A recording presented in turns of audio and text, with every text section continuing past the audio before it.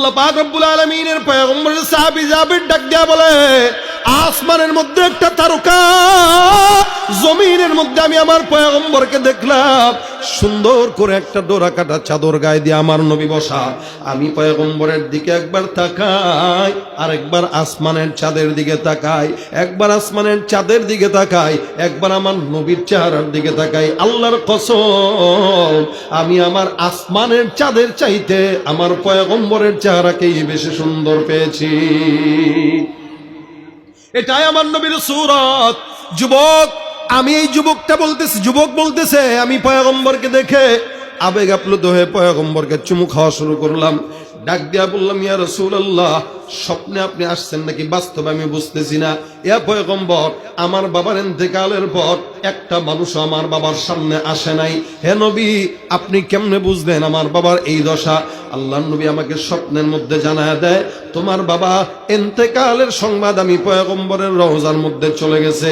কারণ তোমার বাবা আমল যদিও কম করত, একটা ইবাদত সার্বক্ষণিক সবসময় একদম সুন্দর করে করত।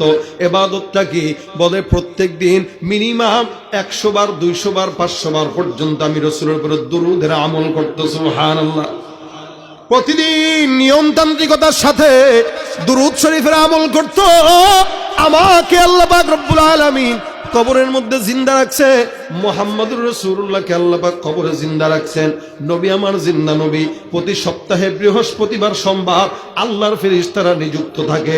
আপনার নাম সহ, বাবার নাম সহ, ঠিকানা সহ পয়গম্বরের রওজার মধ্যে সওয়াবগুলো পৌঁছানো হয়। আল্লাহর নবীর রওজায় যখন আপনার সওয়াব চলে যায়, নবী যতবার আপনার নামটা দেখবে ততবার রাসূলের কাছে আপনি পরিচিত হয়ে যাবেন। যত বেশি পরিচিত হবেন, আল্লাহর কসম, আল্লাহর নবী আপনার জন্য তত তাড়াতাড়ি সুপারিশ করবে। নবী ডাক দিয়া বলেন, তোমার বাবা প্রতিদিন এরকম ভাবে সওয়াব পাঠাইতো, কিন্তু গতকাল পাঠায় নাই। আমি জানতে পারলাম তোমার বাবার হালত খারাপ, ইন্তেকাল করছে।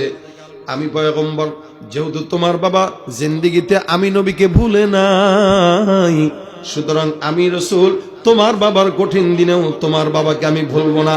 যার কারণে আমি পয়গম্বর সুপারিশ করার জন্য তোমার বাবার কাছে আমি আল্লাহর নবী চলে আসছি।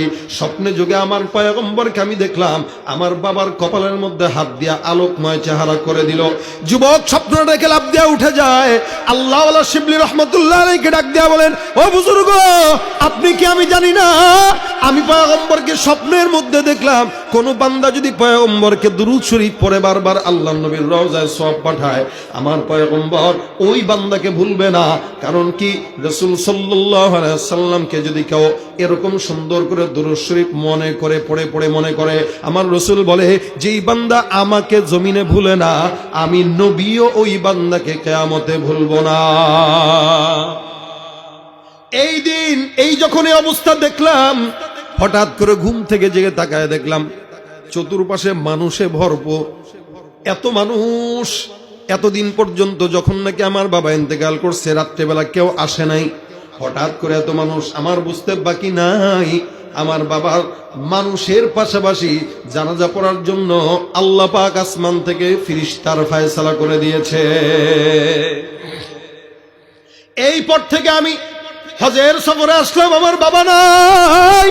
আমি হজ তওয়াফ করি, বাইতুল্লাহ তওয়াফ করি, আমার দিলটার মধ্যে এখন অন্য কোন দোয়া দুরূদ আসে না। আমার কাছে মনে হইতেছে আল্লাহর হাবিবের উপর বেশি দুরূদ যত পড়ব তত আমার জন্য সওয়াব।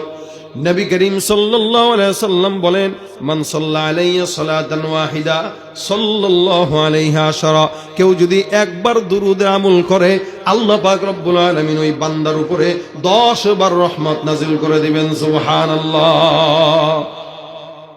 এই জন্য মুসলমান নবীর উম্মত, আল্লাহ পাক নিজে আমলটা করে। মনে রাখবেন, আল্লাহ কিন্তু নিজের জিকির করে না। আল্লাহ কিন্তু নিজে আল্লাহ আল্লাহ আল্লাহ আল্লাহ বলে না। আল্লাহ নিজের জিকিরও করে না, রাসূলের জিকির করে। সুতরাং আল্লাহ পাক রব্বুল আলামিন বলছেন, যেভাবে বলছেন উযকুরুল্লাহ যিকরান কাসীরা, সেভাবে বলছেন ইয়া আইয়ুহাল্লাযীনা আমানু সাল্লু আলাইহি ওয়া সাল্লিমু তাসলিমা। এখানে অসংখ্য যুবকরা আছেন যারা স্কুলে পড়েন, কলেজে পড়েন, মাদ্রাসায় পড়েন, চাকরি করেন, অথবা ব্যবসা বাণিজ্য করেন, অথবা কৃষি কাজ করেন, আপনার হাতের কাজ আছে, পায়ের কাজ আছে, জবানের কোনো কাজ নাই। জবানের একটাই মাত্র কাজ থাকবে, যখন থেকেই বুঝবো, সময় পাবো, মনে উঠবে, সুন্দর করে পড়ে নিবেন আল্লাহুম্মা সাল্লি আলা মুহাম্মাদ। রাজি আছি তো ইনশাআল্লাহ? একবার পড়বেন, সব কয়টা? কথা কয় না? 10টা। কয়টা? 10টা। রাসূলের উপর দরুদ পড়লে সওয়াব হবে না গুনাহ হবে? অন্য হাদিসের মধ্যে রাসূল বলেন ডাক দিয়া, কেউ যদি রাসূলের উপর দরুদ শরীফের আমল একবার করে, 10 বার রহমত, 10টা গুনাহ মাফ, 10 বার আল্লাহ পাক সম্মান বুলন্দ করে দিবেন। সুবহানাল্লাহ।